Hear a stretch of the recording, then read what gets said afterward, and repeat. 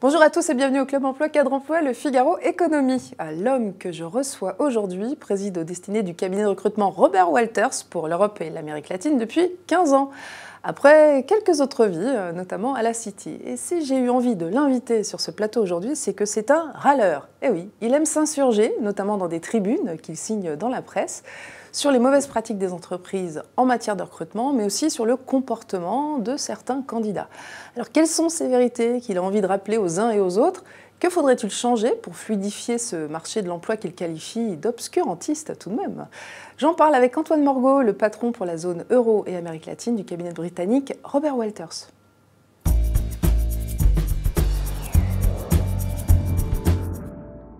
Bonjour Antoine Morgaud. Bonjour. Soyez le bienvenu.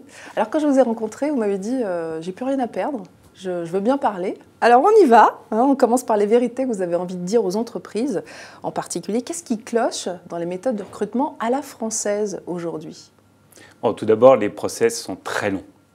Trop longs. Évidemment. Ouais. Un process long, ça veut dire qu'on n'a pas envie de prendre la décision. Du côté du candidat comme de l'employeur potentiel. Ouais. Mais vous êtes tout seul à le penser, ça? Ou vos clients en ont conscience? Parce qu'on n'a pas l'impression que ça change, ça. Je pense qu'un candidat qui attend plusieurs mois avant d'avoir une offre de poste, quand il est vraiment intéressé, doit le ressentir fortement. Vous dites très bien dans votre tête, vous dites une entreprise qui manque de courage. C'est le signe d'une entreprise qui manque de courage, de croissance ou de capacité de décision. Je pense que le manque de courage est quelque chose... Alors là, je parle pour moi en tant que patron pour le coup, et pas simplement en tant qu'intermédiaire, je ne voudrais pas froisser mes clients, mais c'est vrai que le sentiment général, c'est qu'il y a une manque de courage ambiant. Et je ne suis pas sûr d'être le seul à dire ça. Et c'est valable aussi bien pour les candidats que pour les clients. Ouais. Et c'est beaucoup plus difficile à juger du côté des candidats parce que le candidat peut se sentir plutôt victime d'un marché. Ce n'est pas lui qui décide. Mais toujours est-il que le candidat lui-même manque de courage. Il fait un arbitrage sur la sécurité. C'est pour ça que j'emploie délibérément le terme courage. La recherche d'emploi en France, c'est quand même inouï, est guidée avant tout par la recherche d'une sécurité de l'emploi. Je veux garder mon poste, je sais ce que j'ai, je ne sais pas ce que j'aurai, donc j'y reste. Ça, et français, avant ça. Même, quand on commence ce premier job, j'entends tellement de jeunes gens pleins de talent, pleins d'énergie, qui sont conditionnés par cette ambiance anxiogène, presque terrifiés, et qui vont chercher un job où ils sont certains de garder de la sécurité. Je trouve ça triste, parce que ce n'est pas de l'esprit d'entreprise, ce n'est pas la créativité à la française, et c'est évidemment pas démarquant par rapport, ni compétitif par rapport aux autres pays. Ouais. Mais des processus longs, comme ça, des processus de recrutement longs, ça sert normalement quand même aussi à ne pas se tromper, autant pour l'entreprise que pour le candidat. Vous ne croyez pas? Alors, ne pas se tromper, c'est là que ça dépend quel niveau de cadre est évoqué par cette discussion. Parce que si c'est un cadre très expérimenté, il est normal qu'on se pose des questions approfondies. Mais quand on s'intéresse à des jeunes qui veulent avoir un accès rapide au marché de l'emploi, faire ce processus d'hypersélection, je le trouve extrêmement humiliant. Ce n'est pas naturel. Il faut qu'on ait envie de travailler ensemble. Le meilleur moyen de démontrer l'envie de travailler ensemble, c'est de prendre une décision relativement rapide. Il n'y a pas de décision évidente, ça n'est jamais complètement évident quand on décide d'un recrutement. Il y a un risque, la nature humaine est impliquée, donc il y a toujours un risque, une incertitude. Alors pourquoi, en rallongeant, on diminuerait le risque? Je n'en suis pas certain, d'autant plus que c'est guidé par d'autres sentiments de risque qui sont avant tout la peur du chômage ou la difficulté de retrouver un employeur. Et pour l'employeur, peut-être aussi, si je peux me permettre de terminer, parce que pour l'employeur, il y a un enjeu important, la peur de ne pas pouvoir se séparer si ça ne marche pas, qui guide quand même beaucoup des process. Donc on prend des tas de précautions probablement trop importantes et inefficaces. En fait, il y a un pic dans un processus de recrutement. Pendant les 2 ou 3 premières semaines, on peut juger effectivement, et ensuite on se met à noyer la décision de tas d'arguments qui vont plutôt la compliquer que l'aider. Après cette courbe, ça ne sert plus à rien, ça devient stérile. Le fait de rencontrer d'autres personnes dans l'entreprise, de faire valider par des psychos ou je ne sais quoi? On ne peut pas faire ça en une journée ou 2 journées? N'est-il pas possible de grouper ça? Est-il nécessaire de faire durer ça sur des semaines, voire des mois? Encore une fois, je trouve ça extrêmement angoissant, stressant pour les 2 parties. Et ce n'est pas porteur de confiance. Alors, le problème du primat des diplômes en France, est-ce que ça aussi, c'est un frein à la fluidité du marché de l'emploi? C'est une maladie. Pas un frein, c'est une maladie. Je vous le dis comme je le pense, c'est ridicule. Quand on voit le CV de quelqu'un dans la presse, pardonnez-moi, et qu'on nous parle, lorsqu'il a 50 ans, qu'il a créé des entreprises ou bien dirigé des grandes entreprises, et qu'on nous parle encore du diplôme qu'il a gagné à 24 ans, il y a quelque chose de complètement anachronique. Ça n'est pas le monde d'aujourd'hui ailleurs. Vous C'est dites très qu'il faut regarder français. les expériences. Hein, il faut avoir Bien sûr, l'acquis professionnel. Ouais. Les clients raisonnent encore de manière assez maladive sur la base du diplôme, et aussi parce qu'il y a des nomenclaturats, ça fonctionne un peu comme une secte. Parfois, c'est affreux de dire ça, j'aime bien ces termes un peu provocateurs, mais ils s'encouragent les uns les autres.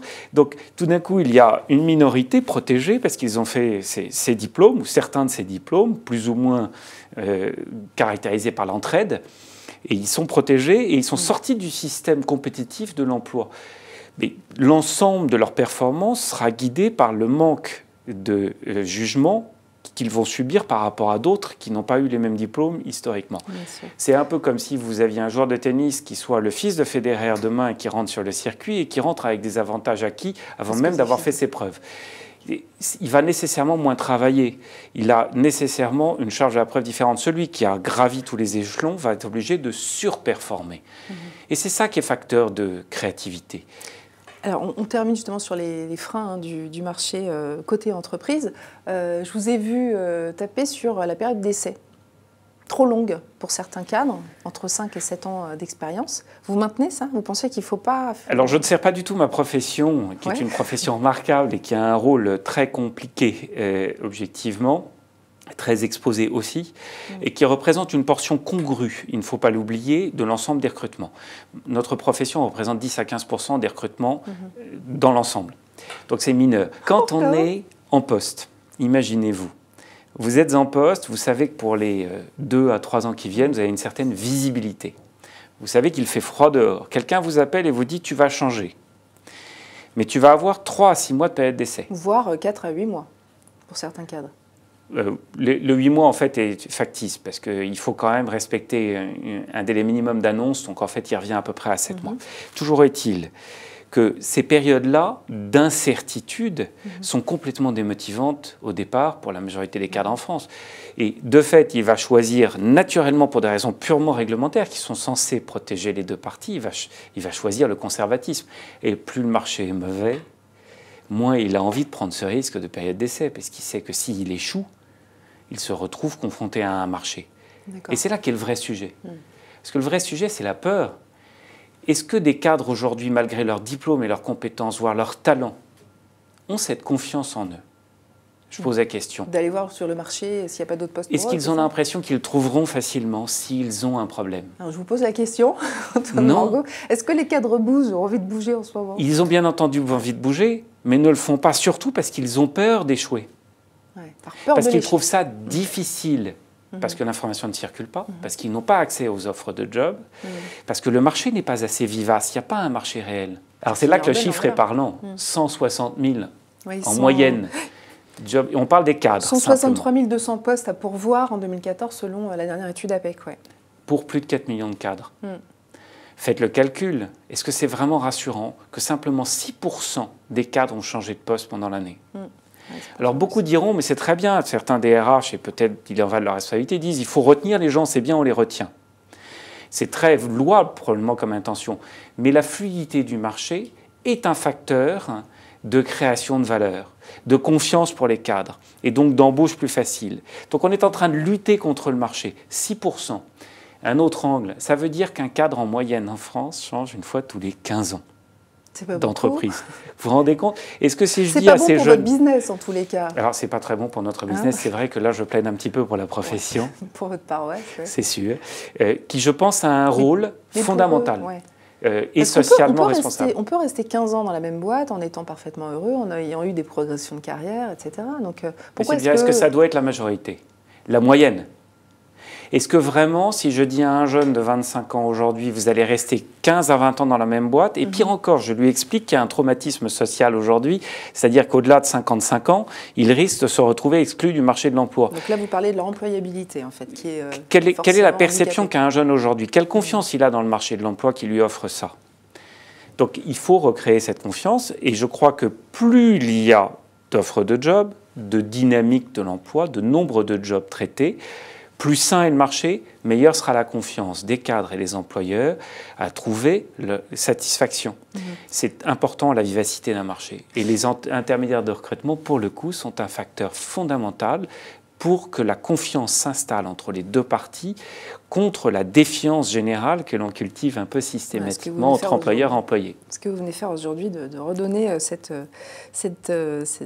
message de vigueur au marché de l'emploi.